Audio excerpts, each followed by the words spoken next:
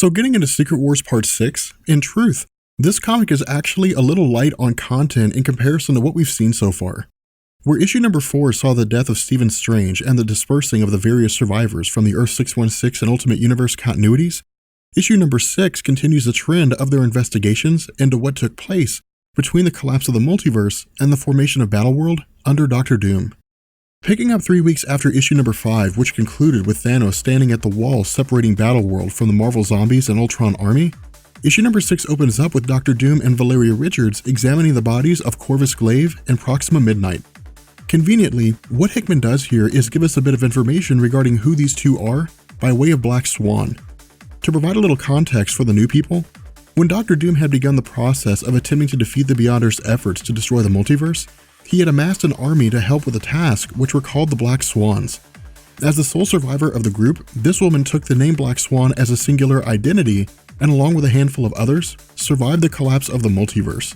Transitioning back to the story, we learned that over the course of the last 3 weeks, various territories within Battleworld have begun to rise up against Doom, and while none of them possess the power to destroy him outright, their efforts have been driven towards gaining the power necessary to do so.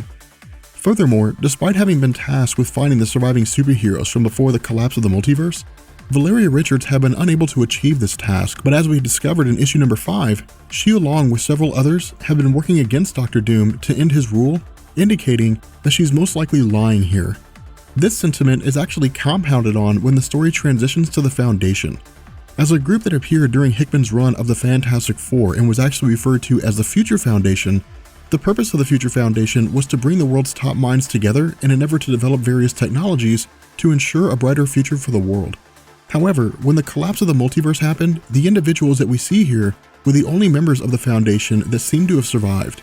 Furthermore, because Valeria has a level of intelligence on par with both Reed and Doom, while she had not figured out everything that was going on, at the very least, she speculated that Doom had killed Doctor Strange rather than the survivors of Earth 616 and the Ultimate Universe continuities. As a result, she and the rest of the Foundation began to focus their efforts on discovering the source of Doom's power, as well as putting the pieces together regarding the battle that took place, resulting in the death of Cyclops as the Phoenix, the vanishing of the survivors, and the death of Doctor Strange. Picking up with both versions of Reed Richards from the Earth 616 continuity and the Ultimate Universe, the conversation between the two serves to establish the dichotomy of their outlooks on life and their moral views. For 616 Reed, the defeat of Doom would likely result in his death, which draws a series of questions regarding what would happen next.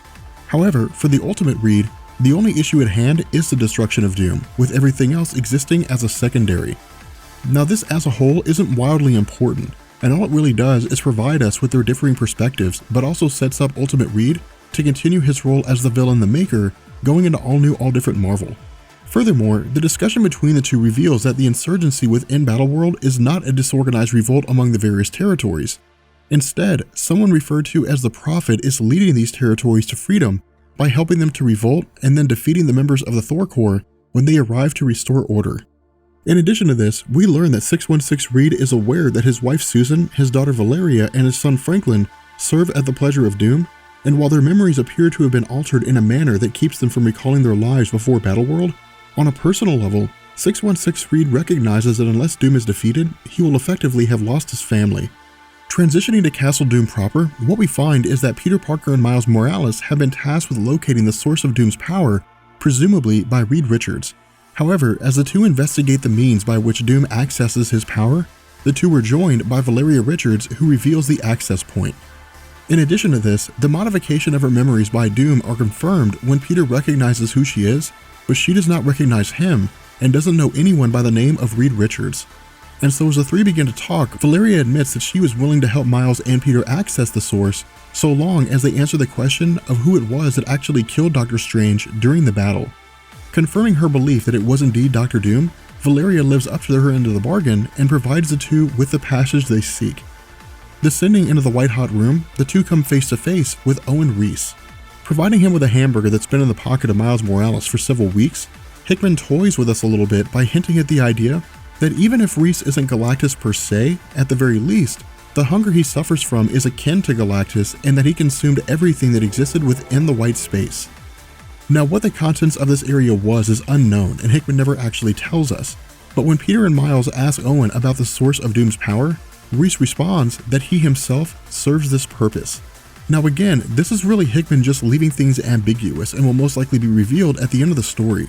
But for the sake of having a little fun, I would hazard a guess that when Doctor Strange, Owen Reese, and Doctor Doom stood against the Beyonders at the end of everything, because Reese had the power to manipulate the molecules of all things in existence, he most likely defeated the Beyonders, absorbed their power, and now exists as a way for Doom to control Battleworld. And so picking up at the Isle of Agamotto, which serves as Doctor Strange's home, the story begins to get a little more interesting when we join Black Panther and Namor the Submariner. After entering, the two are met with a magical vision of Doctor Strange, allowing them to continue once they've proven their identities by providing a password. Doctor Strange goes on to tell them that if they're seeing this message, it's due to the fact that he's died. As such, he left his personal artifacts to only his most trusted friends. The first object is the Siege Courageous. Unlike the Siege Perilous, which allows an individual to step through and have their entire life reset while being transported to another location, the Siege Courageous allows transport in the same fashion without the loss of one's memories. The second object, however, is far more powerful and comes in the form of the Infinity Gauntlet. As he explains, because Battleworld is a singular reality composed of multiple other realities, the Infinity Stones were pulled from these various territories to form the Gauntlet, which will work if it's used.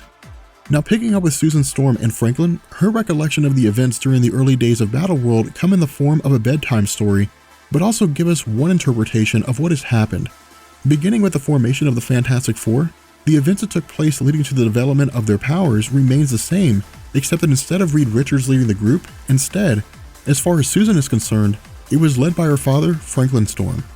Now her recollection of these events is most likely due to Dr. Doom modifying her memories to ensure that her recollection of Reed does not interfere with her perspective of the world as Doom had created it. But as the story goes, the Fantastic Four existed on Earth and fought villains. However, when the multiverse collapse took place and Battleworld came into existence, the environment was harsh and only the strongest were able to survive amidst the chaos. During this time, Franklin Storm had been killed, and during the pandemonium, Doom had appeared under the desire to bring order to the chaos. However, before we find out anything else, Susan ends the story and sends Franklin off to bed. And so picking up with Thanos, the insurgency within Battleworld and the various individuals within continues as we find him speaking directly with Ben Grimm. During the conversation, Grimm reveals that when Battleworld had taken form and order was restored by Doom, because the Marvel zombies and the Ultron robots were so dangerous and would ruin the existence of everything else, Doom had requested that Ben Grimm allow himself to serve as the wall, protecting Battleworld from these threats. However, Thanos counters this by stating that this request from Doom was a ruse for two reasons. The first is that with all the power he possesses, Doom could simply eliminate the Marvel zombies and the Ultron robots with almost no effort. The second is because, like Johnny Storm, Doom felt threatened. The reason being that prior to the collapse of the multiverse, Ben Grimm existed as part of the Fantastic Four and worked to thwart the various schemes of Doom. Furthermore, while Ben does not remember any of this, because he wasn't affected by the memory modifications that Doom employed, Thanos does. In addition, it seems that at some point in the past, Johnny Storm became aware of what was happening, and as a result, Doom cast him into the sky to exist as the sun.